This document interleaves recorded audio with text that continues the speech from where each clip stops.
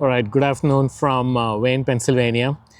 So I wanted to start this conversation with a number. It is $129 billion.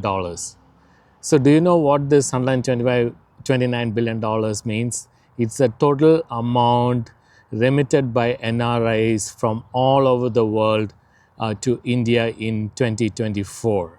So that puts India at the top position in terms of countries that receive remittances from other countries and from its own people. For example, lots of Mexican Americans send money to Mexico, but that is not even remotely close to the amount of money that Indians from all over the world send to India. And when you think about NRIs, it's not a small number. There are estimated to be around 35 million NRIs in the world today. Huge numbers of them obviously live in the Middle East, but there are also NRIs and people like me who are OCIs who live in Western nations like United States, UK, Australia, New Zealand, and all of us send money back to India. So this is a huge amount. Okay, so how big is it? So I want to throw another number out there. It's 44 billion. So 44 billion is the total foreign direct investment to India in 2024. So in 2024, you have $129 billion in NRI remittances and only $44 billion in FDI. And getting FDI is not easy. You have to create zones in each, in states that are tax-free, economic zones where they have to be given electricity at a priority compared to the local population. They have to be given tax benefits. The diplomats have to be trained. Leaders have to meet. So many things have to happen in order to get that $44 billion in 2024. Whereas when it comes to the NRI remittance of $129 billion, it's based on love. A lot of us, obviously want to send money back home to help our friends and relatives, but also, most importantly, for investment. You can buy properties, you can put money in the bank in fixed deposits and mutual funds and so on.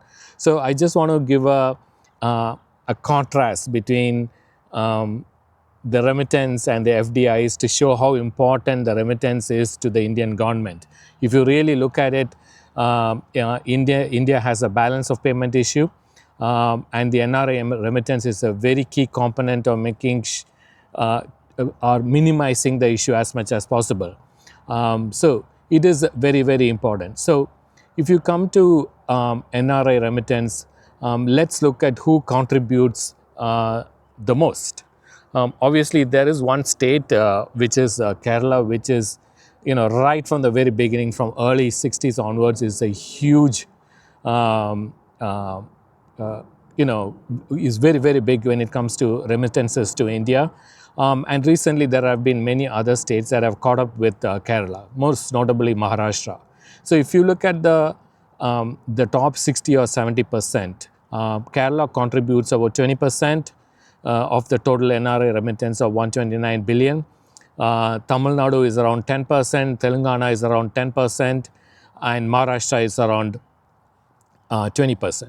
So if you look at the southern state plus Maharashtra, which technically is considered a western state, these states easily contribute over 60% of the total NRI remittance. And the question is, what do they get in return?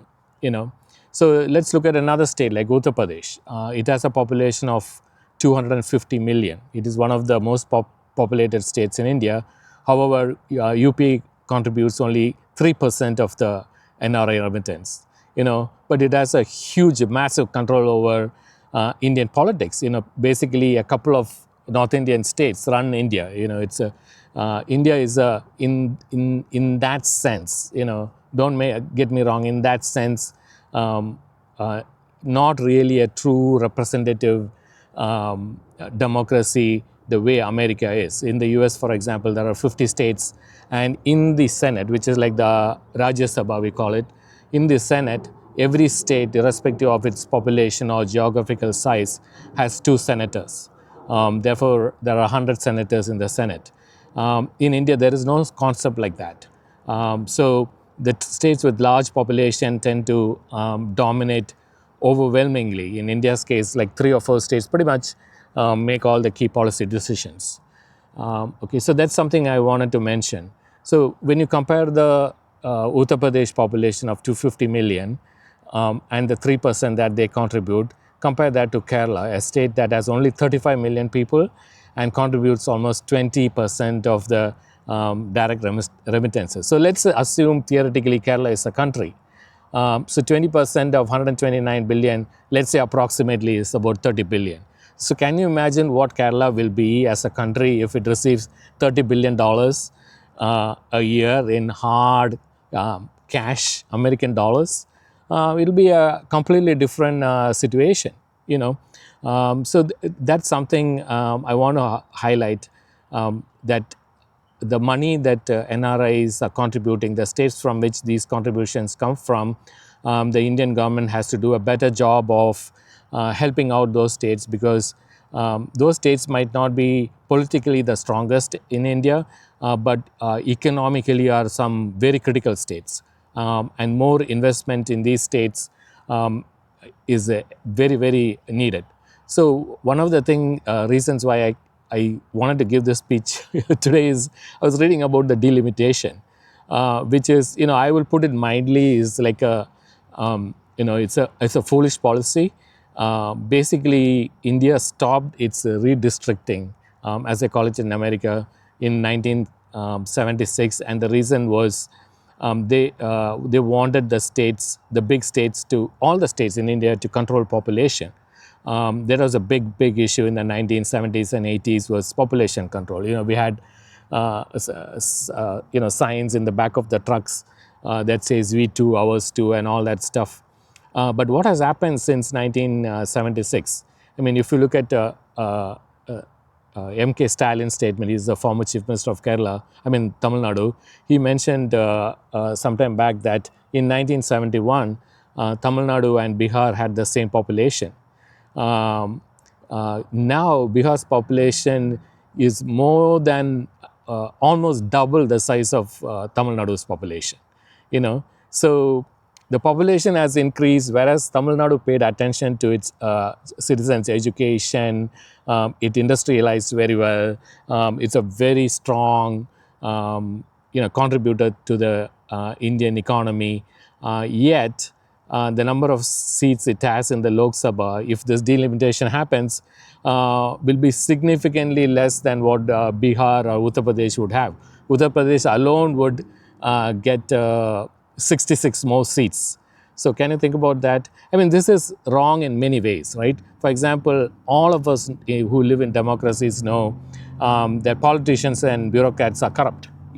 So you have to do everything possible to minimize exposure. So to double the number of, literally double the number of the Lok Sabha members, is that really good for India? It's a question that we have to start asking, because if we cannot get anything done with the 475 and odd Lok Sabha members, what will happen if those members double? Are we going to get anything done? And are we really rewarding the states that followed the mandate of 1976 to control its population, like states like Tamil Nadu and Kerala, where the population is growing below the sustainable limit of 2.0? I think Kerala is around 1.7, Tamil Nadu is around 1.9, which means over a period of time, the population of these states will significantly reduce. But at the same time, that was the goal of the Indian government in 1976, versus all the other states, states like Bihar, Rajasthan, Uttar Pradesh, Madhya Pradesh, their populations are significantly increasing. So it's a very crucial time for India, and I want all of you to think about it, and let me know in your comments what you think about what's happening, how the NRI money is getting distributed from the states that don't receive a lot of central government funding or central government help, to those states in the north where they receive a lot of government funding and they have been receiving this for decades, but they have nothing to show for it. So I want to know your comments. Please comment and let me know. I do want to make sure that I'm just using this platform to raise awareness, raise my opinion, and all this is in love. There is no hatred or division involved. I'm just pointing out obvious things that India at one point or the other has to start addressing. All right. Thank you very much and have a nice day. Bye.